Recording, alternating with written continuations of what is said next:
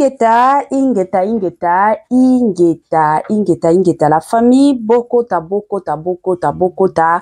Awa dossier sur dossier, affaire sur affaire, makambo sur makambo, makambo ya moto moto, makambo ya sukaina, makambo ya kubandisa, makambo surtout et encore ya kosala pasi mingi na motema. Grande ma joie de vous retrouver encore cet après-midi, surtout sur notre chaîne Étoile Lune Inès TV.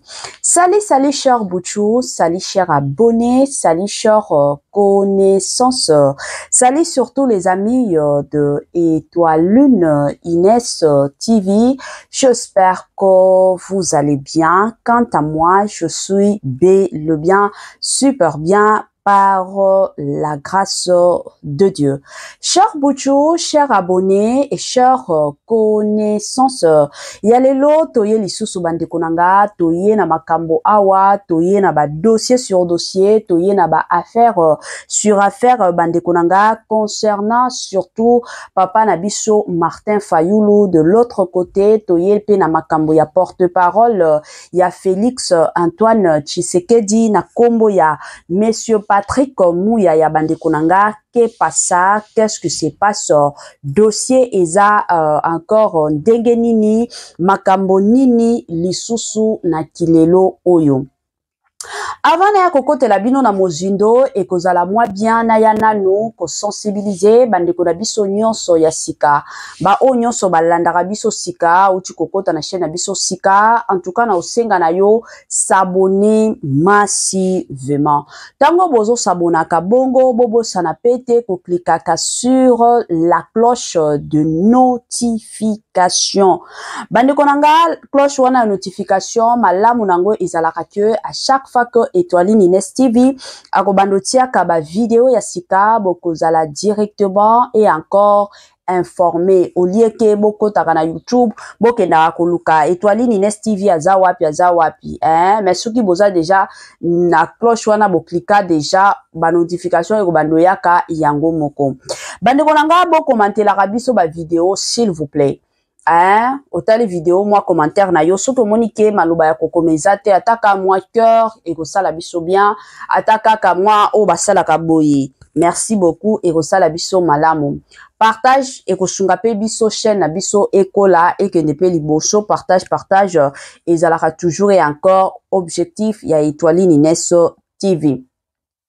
Bambote nanga na yemoko linda bukulu ya balinda, bambote na madame Gracia Mpoi, na pesi bambote na mama Lisi mpitu ya balisi, bambote nanga na mama chérie, mama d'amour, mama Eugénie Zemanga, na pesi bambote na Franesse NM, Franciel NM, et pourquoi pas leur tonton international, tonton Amos Kazadi na ndenge moko ya malamu, et sans oublier madame Nazo Kazadi.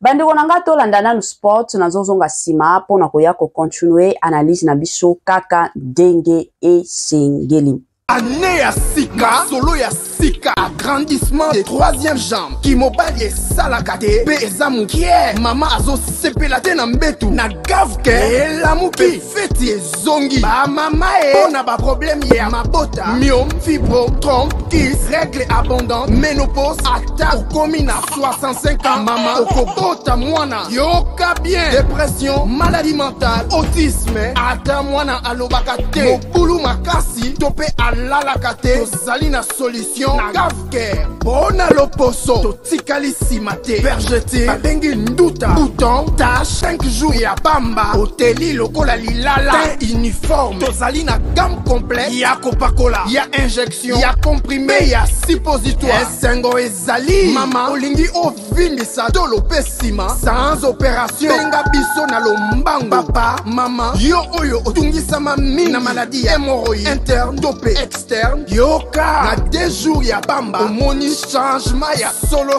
et bongo, bona bokono ya, diabète, AVC, tension, dopé, obésité, cave-cœur, gros solution, perte de poids, naturellement, au coco ta salle de sport, théo, na kisi ya comprimé, P injection, na cave-cœur, au zongi mobimba. Ba produit na biso ezali 100% naturel et salemi na ba plan industriel Allemagne pe Angleterre na gavke oko sepela. La santé n'a pas de prix, la famille, batela la santé na yo, ce que batela la santé na yo te, en tout cas, mutumoko te, aotikala ko batela santé na yo te. Good news, bonne nouvelle, sango ya malamu bandeko nanga ka ndenge boyebi, Gavker aye na ba solution ya makasi, surtout concernant makambo kobota.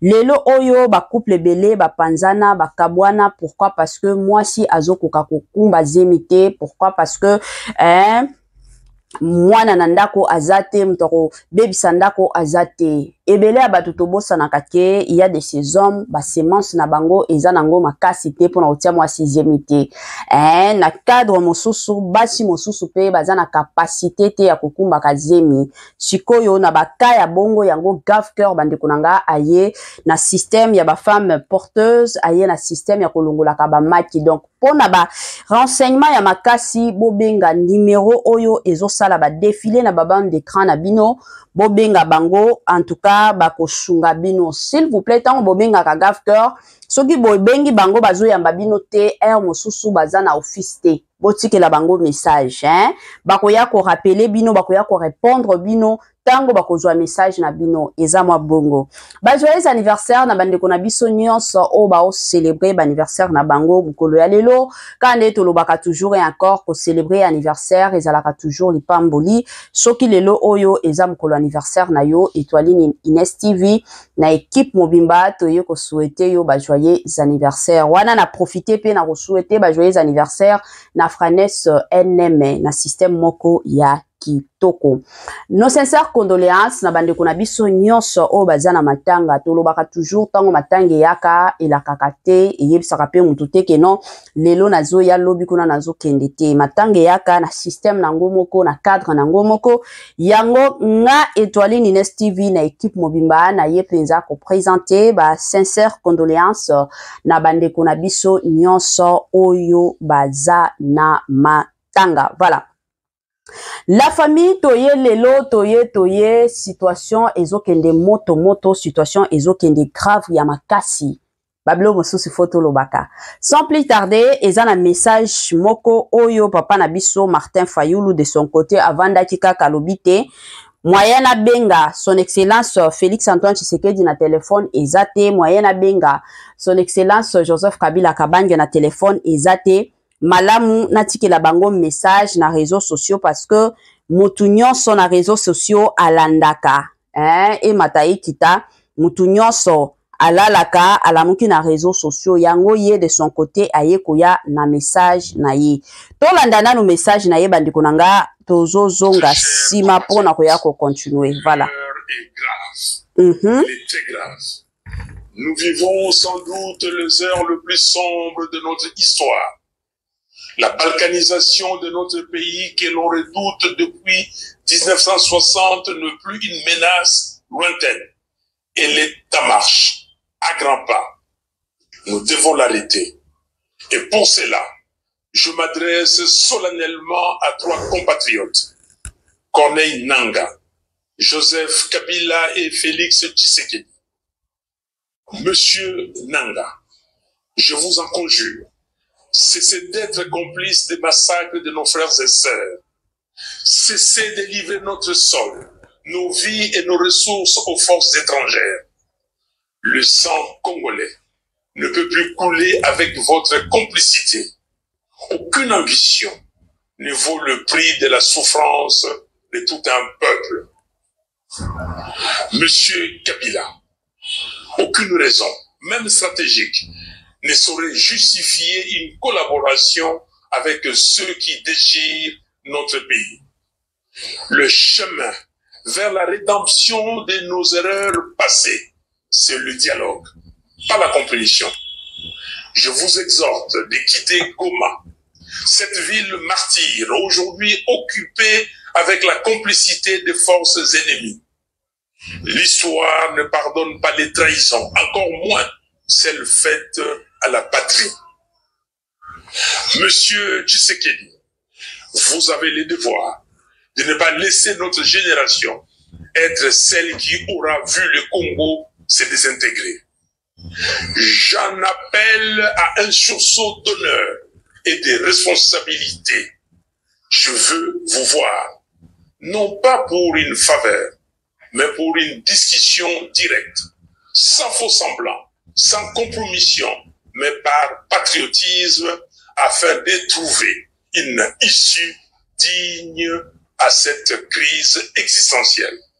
Oui, s'il faut mourir pour que le Congo renaisse, alors mourons. Mais que notre mort soit utile. Que ce combat soit celui pour la résurrection nationale. Peuple congolais, dressons nos fronts longtemps courbés. Ces paroles de notre hymne national ne doivent plus rester des mots vides. Face au danger des morts, le sauvetage est la seule issue.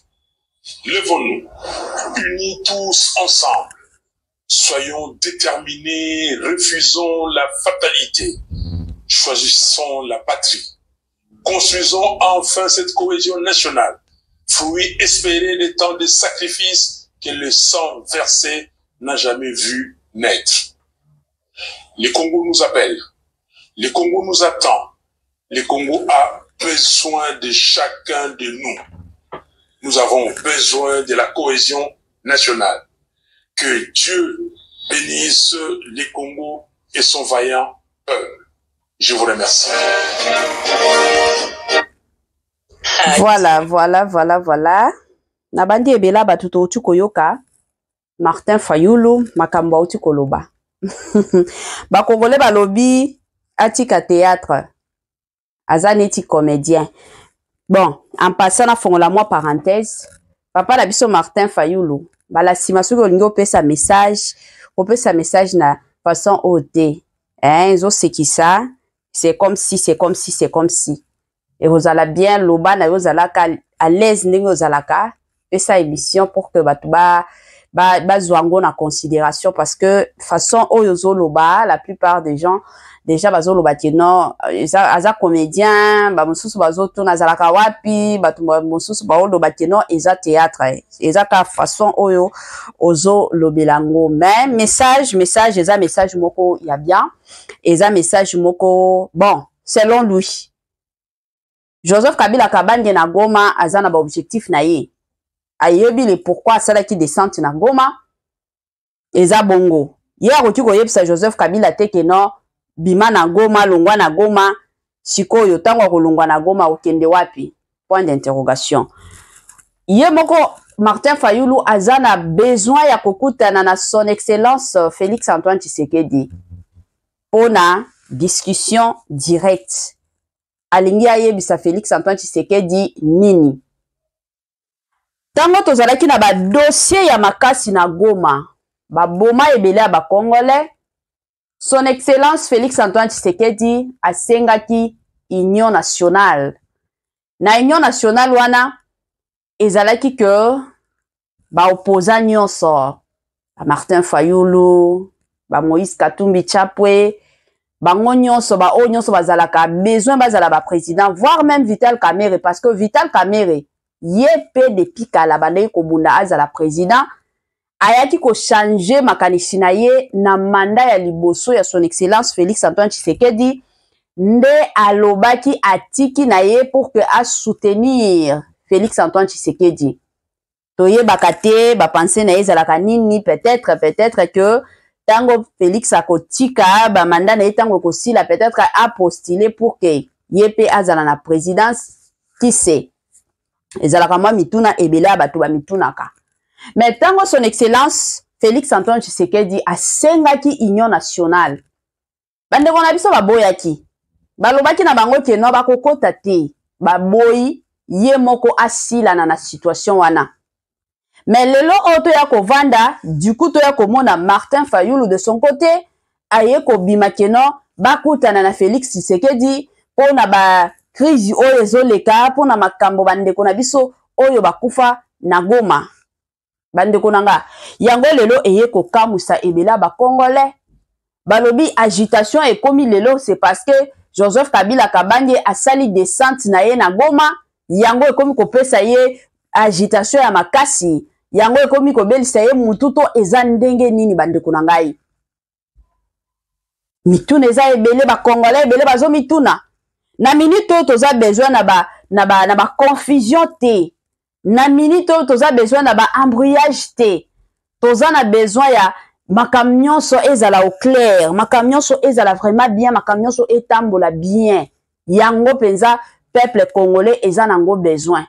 Toza na besoin te ke no bo sala ba makambo na bino par émotion. Toza na lisusu na besoin makambo wana te. Batu mosusu lelo bazoya koloba kena il fallait andima ba accord ya Joseph Kabila Kabange na bata wana peut-être lelo oyo tolingaki tozala na ba situation oyo. Bandeko nanga en tout cas place wana il faut na fongola ma parenthèse boyebi ndenge toza boye na vie.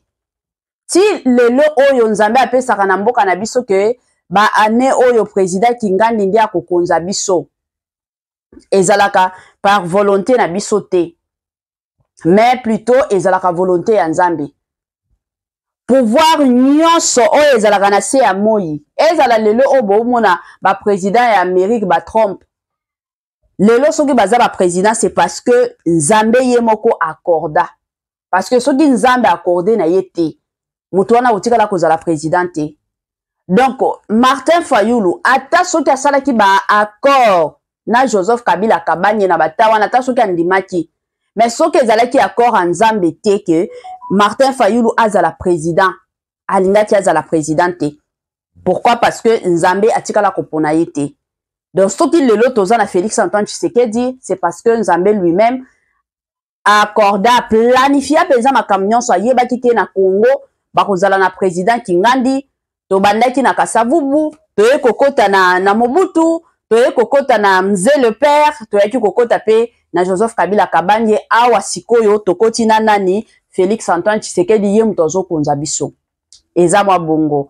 Bandeko nanga na kolinga lisusu na tiela bino message ya porte-parole ya Félix Antoine Tshisekedi azape na message ya makasi, message ya kitoko oyo akolinga penza ko partager na peuple congolais ka ndenge ezalaka na yebi ke ba congolais bazana besoin ya ba message, bazana besoin penza bayoka président alobi nini na situation oyo nyonso ezoleka eza nini eza nini eza nini. En tout cas nazo tiela bino to yokango et après nazo zonga pona koya ko sala mwa ba commentaire na nga kaka ndenge na misana ko sala ba commentaire la famille.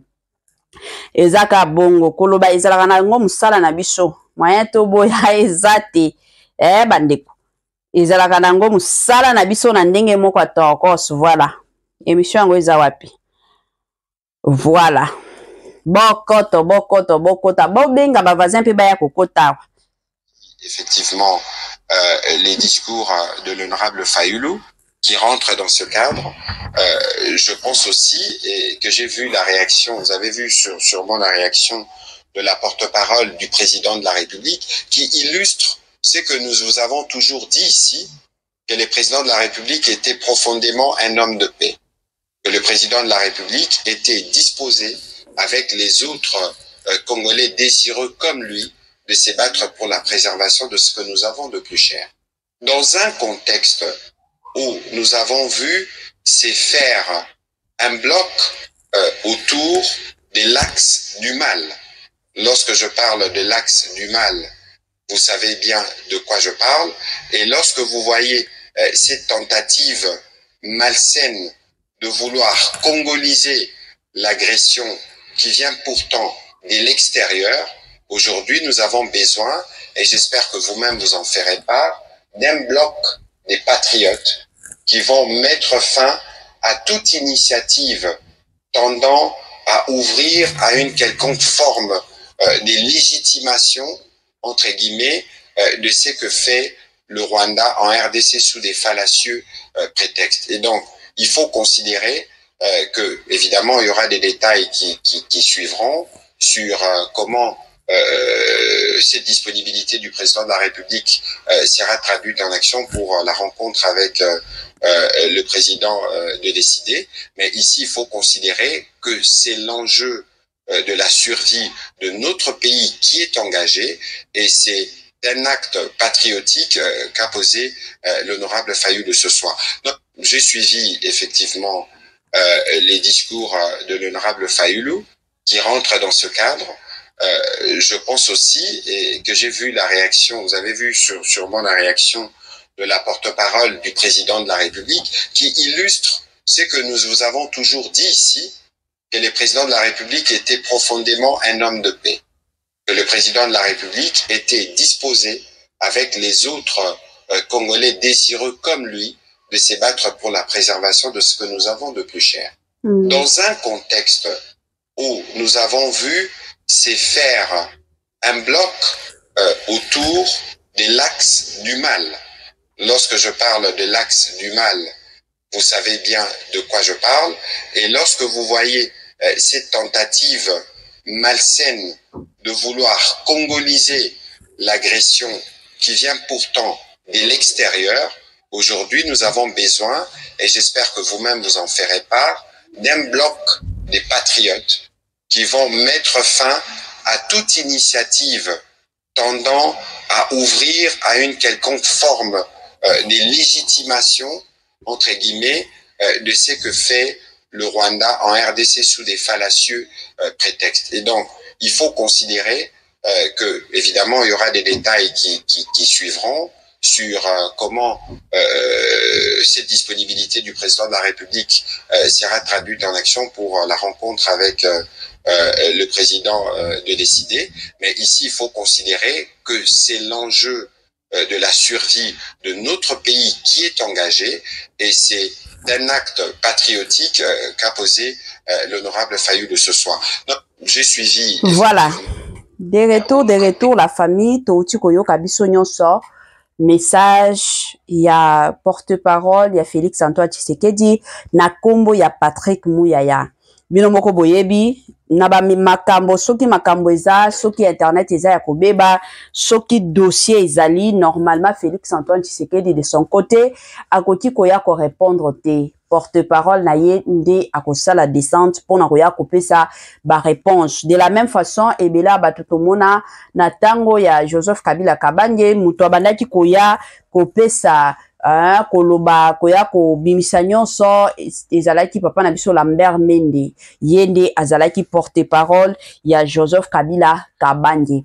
Na bandi ebela batutoti koyoka façon na ye ya koloba kale boyebi c'est tout à fait normal aya aloba à défendre surtout maître Naye aya à défendre toujours président de la République démocratique du Congo na ba situation nyonso pe na ba circonstance nyonso eza mwa bongo message eza clair boutaki koyoka papa na biso Martin Fayulu awa boutu koyoka pe monsieur Patrick Mouyaya kaka ndenge ezalaka ebela bato bafingaka ye bino moko boyebi na Congo na biso to appréciaka toujours pas tozaki na Lambert Mende papa wana motema mabe papa wana nde azobomisa Congo lelo oyo ekomi na tour a Patrick Mouyaya ka ndenge boyoka ebele ya bato bazofinga yende bango nde baza la base ya mataki ta bango nde e mataki bande konanga yaza na ka porter parole. Donc avant aya sur les réseaux sociaux, avant aleka na RTNC, avant aleka na France 24, bande konanga azwaka temps ya kovanda na son excellence Félix Antoine Tshisekedi. Soki ba vandite peut-être moya komona na ezate ba solo la kana ba téléphone, ba solo la kana ba email adresse eza bongo. Donc nyonso kana bo moni ayaki ko répondre, cela veut dire que eza makambo oyo euti epai ya président de la République. Eza mwa bongo na système moko ya bien. Moi toli bande konanga kana boyebi chez Étoile Nines TV, tozanga kana biso batolite. Chaîne Nabiso ezalaka toujours chaîne à Bananzambe toyaka kopesa ba information et de l'autre côté tolingaka toujours koya na batoli na ndenge moko ezalaka. Toli nanga ya lelo ezaka toli nazo pesa na bandeko na biso o bazolandaka biso dans la vie basalaka biloko oyo monike na kokoka. Soki monike eloko nga na kokoka te osala ngo te pona osepelisa bato. Eza bongo. Jérusalem nga na lobaka toujours ebandaka na bandako na biso.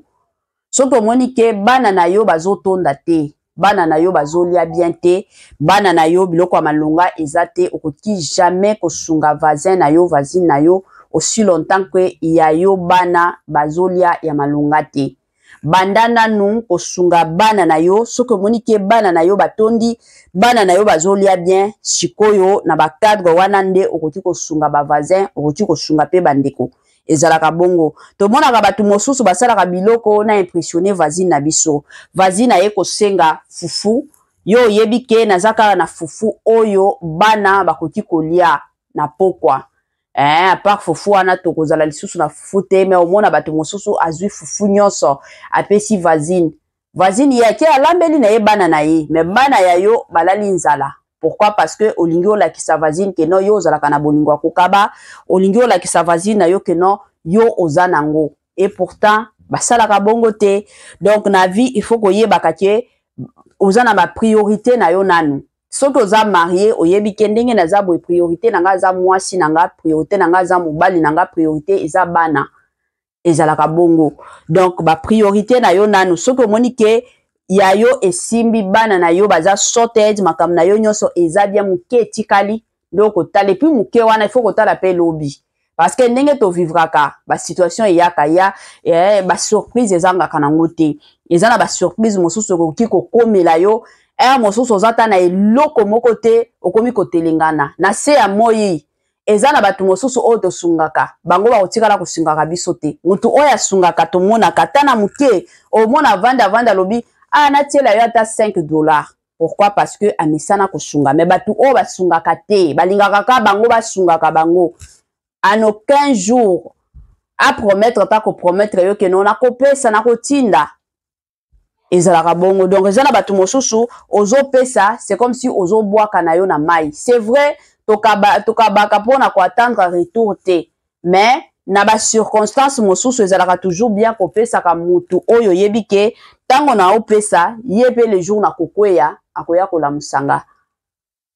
ata soki nzambe akotinda mutu mosusu me mutu wana ta ya muke ya kosunganga mais eza na bato mosusu balingaka ka bango bazwa alors tozalaka keba et surtout na bafamille na biso ebele ya bato lelo bazokweya likolo ya bafamille famille etondaka te famille okoki kosunga bango du 1er au 30 bakotikala kotonda te surtout bato oyo boza libanda mboka bozalaka keba bafamille oyo batikali na Congo okomona lelo tolie te lelo tozolala nzala lokuta la plupart ezalaka nango lokuta alingi ka alia mbongo na yo mais mutu oyo alingaka yo azala taza na Congo na biso yo oza libanda mboka loba natiela yo ata mwa makayabu pourquoi parce que ayebi ke ndeko na nga wana atielaka mwa eloko nga pe de mon côté atia mwa eloko na tindela ye mutu wana deja oyebi ke nazopesa ye asengaka nga par intérêt te asengaka parce que azalaka na yango te tozalaka penza keba makasi voilà suka ya partage na biso ya lelo yango oyo bandeko na nga kande boyebi so totielaki nga j'aime te tielanga j'aime